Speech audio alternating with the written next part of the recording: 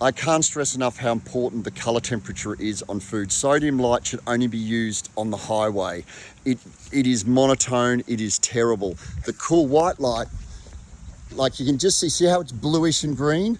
Most people just think that's white, but it does look like I've been snorting bath salts. I probably have, as I said, but it makes you all washed out, it makes humans look sickly, and it makes anything fried or bread look stale. So if we can simply change all these to warm white, which is relatively cheap, and just string, and other stages is string warm white festoon lights at the top. I mean, even just look at that palm tree. It's that dark here. I've got a pen light torch slithering up that palm. See the height it gives, and it feels tropical, it feels safe. The lights we'd be putting in would be 10 times as bright as that. See the movement in the fronds and all that beautiful trunk? So you'd put 3 lights around hero palms like there, and especially in the VIP corner. That is just my torch. So we would do those in all warm white. That also bounces light back down into the space, and it gives it height. At the moment, you would never think this is a bustling market. There's all beautiful coconut palms there. They should all be lit. You'll get height and you'll get wonderful depth down to the other side. So a lot of things you can do in stages. Like a couple of the palm trees there. Then next, as I fall over, next put a set of festoons in. Like look at this backdrop. Now I've opened the aperture so you can actually see all these palm trees swaying and moving. But the human eye, that's what I can see now. All I can see is black, muddy, sodium. Oh, there's an insectolite down there. That's the next thing that's got to go from your very expensive free lighting decider. But create areas. You've got a beautiful palm grove there. Let's just, with the magic of television, open up the shutter so you can see those palms.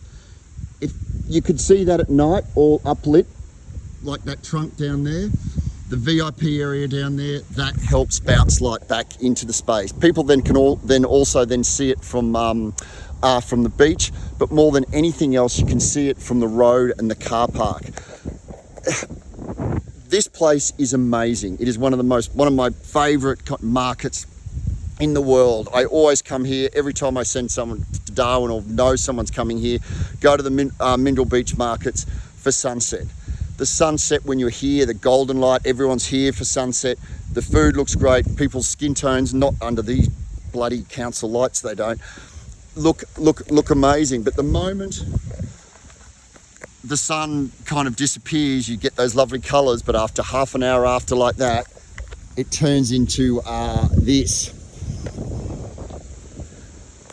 I'm not sure what your opening hours are here at the markets. I'm sure with this nanorish world we live in these days, you probably have to shut up by 2000, but this should be bustling to 10 o'clock at night. Like Eat Street, we've got it lit, it feels safe. You don't want the place feeling menacing at night time when people are packing up or going to the car park.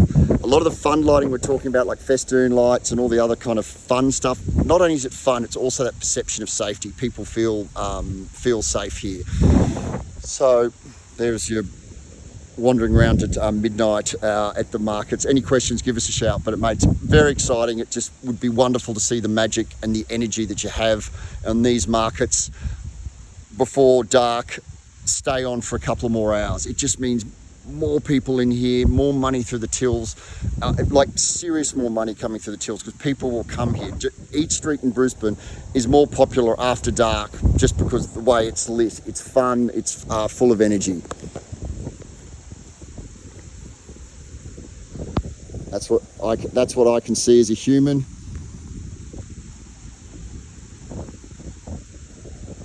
And the coconut palms lit at night time, they stand out, they take on a whole new presence at night time.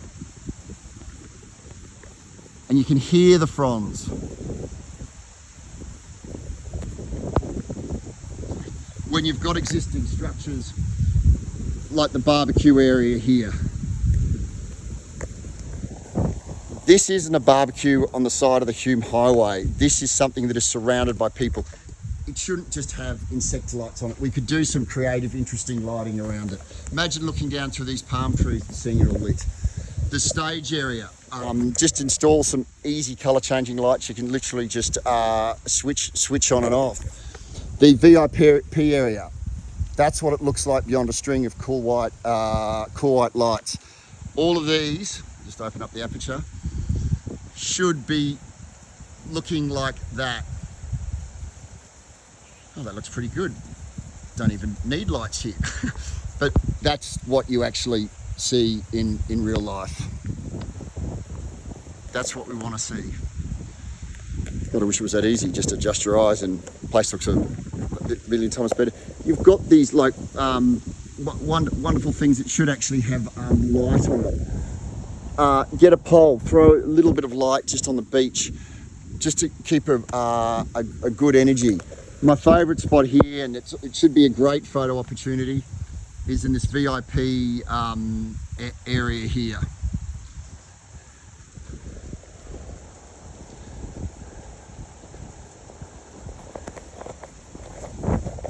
Use a bit of this ugly lighting here. You've got all the infrastructure and power here. It just would be putting in like some more poles for festoons and low voltage narrow beam uplights into the palms.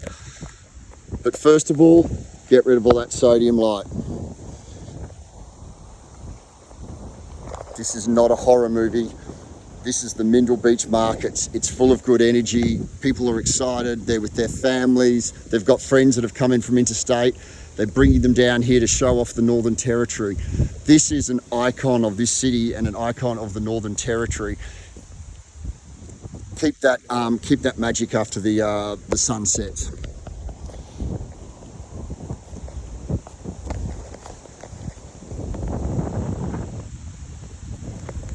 Don't you love that? There's always a good moon when we're up here. Any questions? Give us a shout.